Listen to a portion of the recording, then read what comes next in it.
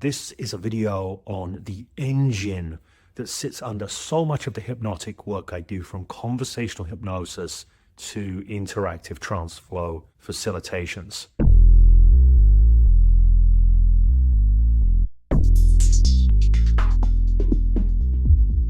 So if you know of my work across time, you probably know that I have an interest in David Grove's clean language. More than an interest, it is something that I extensively trained in early on in my NLP and hypnosis journey. And it has continued to inform me and enrich my work ever since. Now, a lot of people, when they hear about clean language, they've got a funny kind of idea about it. I might do another video at some point. Let me know if you'd be interested in this. Let me know in the comment as to why clean language is a misnomer. The whole thing is a misnomer. It's not really about the language at all. It's not about clever language patterns or anything like that. It's about evoking experience and working with experience. So just a quick heads up that in this clip, I'm going to be sharing a very simple but very powerful conversational state elicitation technique that you will not learn from anyone else. So make sure you keep yourself listening out for that. Now, this engine, this pacing and leading engine, the clean syntax, this is what we're diving into in this video. And the video itself consists in a clip from the Changeworking podcast. I want to say this was not meant for video, even though the video was running when we recorded it. The Changeworking podcast is audio only, so there's a shotgun mic sort of right in the middle of my face. But I decided I'm going to share the video piece here anyway. I'm in conversation with Ruckus Sky. We're talking about clean language in part because we have the clean language course. You can find out about that on cleanlanguagecourse.com. That should be easy to remember. You'll find a link in the description as well. And there's a 25% off discount at the moment when this video drops if you want to find out more. And I'm talking in this clip about the clean syntax. We're going to be demonstrating as well. I do a little bit of a demo with Ruckus so you can see how it works. In its most obvious form, you can easily spot it. But what you can't always easily spot is how, if you see me doing other sorts of work, interactive trance flow, conversational hypnosis, you can't necessarily so easily see how it's embedded. So in this clip, I want to unpack that a little bit. I hope you get a lot from it. I'll see you on the other side anyway, but if you have any questions or comments throughout, drop them in the comments section as the video flows. And if you like the video, just do give it the thumbs up. That really helps out the channel. Subscribe, notification bell, all of that. That all really helps out. Okay, let's have a look at this clip. Let's look at this clean syntax, how it works in conversational hypnosis and beyond. And I'll see you on the other side.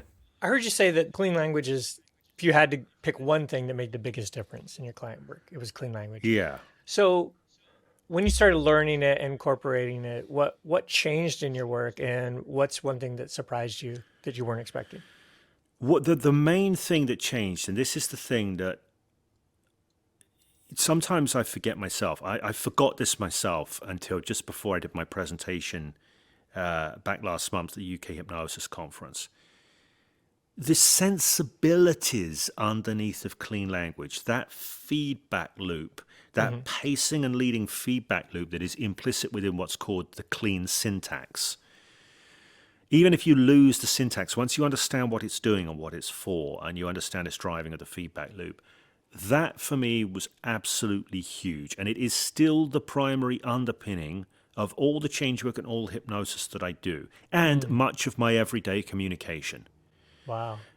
So that has changed my whole communication game across the board. Whether any clean questions are coming out of my mouth or not, that's running in the background. So that's a huge piece. It is the basis, and I'd forgotten this in a sense until the November talk. It's the basis. People who know my hypnosis without trance stuff, they go, oh, I love that. No clean language, no hypnosis without trance. Wouldn't have existed. People are going, wow, this is a really different way of eliciting hypnotic phenomena. It's not clean, but it's got that kind of feedback loop. I'm seeding a lot more than you would with clean language, but then what starts to come alive, I'm taking and I'm running into the feedback loop like you would with clean language. So my hypnosis without trance approach is entirely based on that. It changed everything about how I did NLP processes, because instead of, when I say NLP processes, I'm talking about these out-of-the-box stock things. I think the 6-step reframe and the collapsing anchors were the very first of them, and then they kind of evolved, and there's hundreds and hundreds of them now. Right. But they're all step 1, step 2, step 3, step 4, step 5. They're all really linear in a lot of ways. So one of the things that happened for me is I knew many of these processes, and they came alive and became so much more flexible and adaptive and dynamic. So they were running in conjunction with the client, not trying to railroad the client along a particular set of tracks that have been pre-established to be good for them by somebody who never met them. Right. So that's imbued everything. Like I often say, a huge amount of the work that I do is conversational hypnosis. And that clean syntax, what I mean by the clean syntax, it's almost like a little engine. It's a pacing and leading engine that ensures you are constantly in co-creation with your client, that you're constantly working with what they bring, right? It's there the whole time. That is running under the surface, even when I'm in much more of an Ericksonian mode. It's this engine, it's a pacing and leading engine that takes stuff and feeds stuff back and transforms it in the process. That, I think, is of value to anybody that wants to understand or get better at more Ericksonian or post-Ericksonian approaches to hypnotism and change work. Well, I have to assume there are folks listening to this podcast that have no idea what the clean syntax is. Could you give us just the basic so we kind of have an understanding? Yeah, so in its most nuts and bolts raw form, the clean syntax is of the structure and fill in the blank, and when fill in the blank, question. That's the clean syntax. So how you feeling, Ruckus?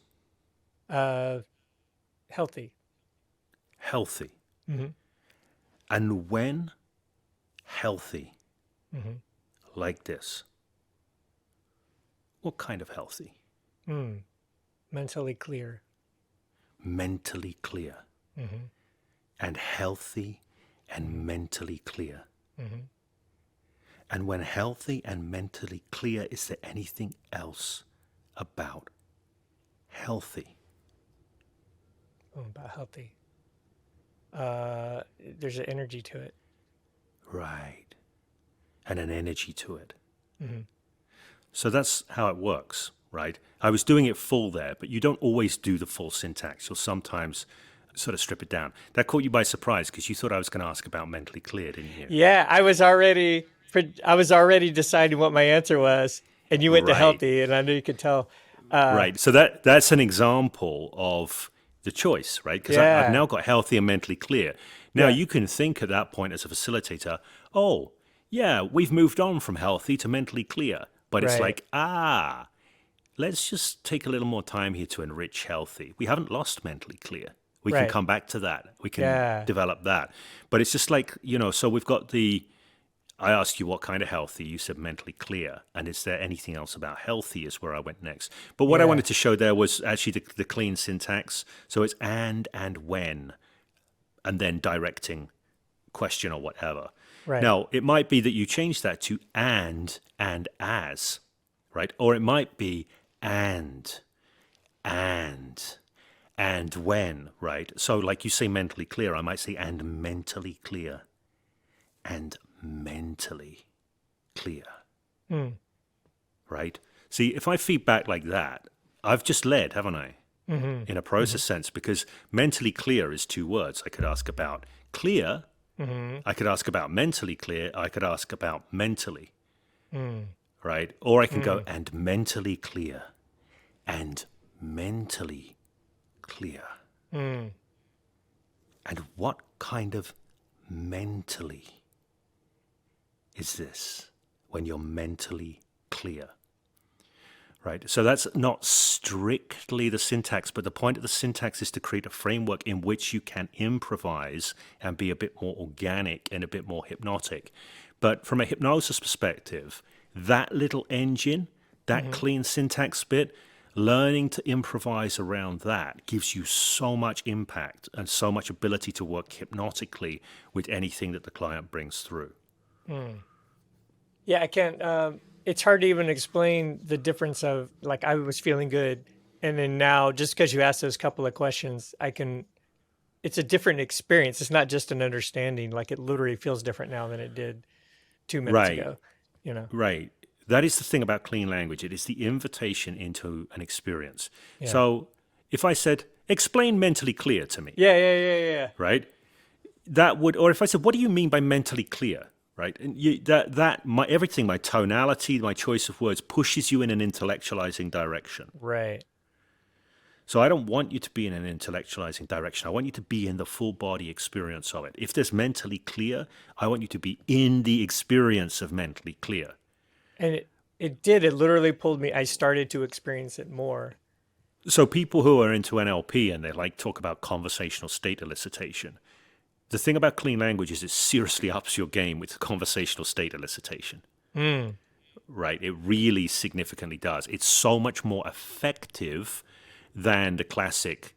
Remember a time when you felt mentally clear. See what you saw, hear what you heard, and feel those feelings now. Right. Right?